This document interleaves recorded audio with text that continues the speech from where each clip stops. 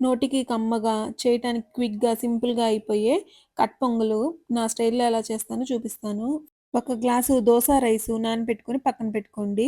పాన్‌లో rice వేసిన గ్లాస్‌తోనే ఒక glass పెసరపప్పు కూడా ఫ్రై చేసుకొని, అదే గిన్నెలో రైస్ వేసిన దానిలోనే నానబెట్టుకొని పక్కన పెట్టుకోండి. నెక్స్ట్ కుక్కర్‌లో 4 గ్లాసెస్ వాటర్ వేసుకొని, నానబెట్టుకున్న రైసు, పెసరపప్పు, సాల్టు వేసుకొని, కుక్కర్ విజిల్ పెట్టుకొని 4 విజిల్స్ రానివ్వాలండి. ఆవిరిపోయిన తర్వాత అంతా కలుపుకొని పక్కన పెట్టుకోండి. ఇప్పుడు పాన్‌లో నెయ్యి వేసుకొని, ఒక పిరికెడు జీడిపప్పు ఫ్రై చేసుకొని పక్కన పెట్టుకోండి. సేమ్ నెయ్యిలో తాలింపు గింజలన్నీ వేసుకొని, కొంచెం పసుపు వేసుకొని, అవన్నీ ఫ్రై అయిన తర్వాత పచ్చిమిర్చి, కరివేపాకు, మిరియాలు ఇవన్నీ ఫ్రై చేసుకోవాలి. ఫ్రై చేసుకున్న తర్వాత కలుపుకున్న రైస్‌లో ఫ్రై చేసుకున్న జీడిపప్పు, తాలింపు అంతా వేసుకొని హాట్ వాటర్ వేసుకోవాలండి. మరొక పెద్ద గ్లాస్ వాటర్ అయితే పడతాయి.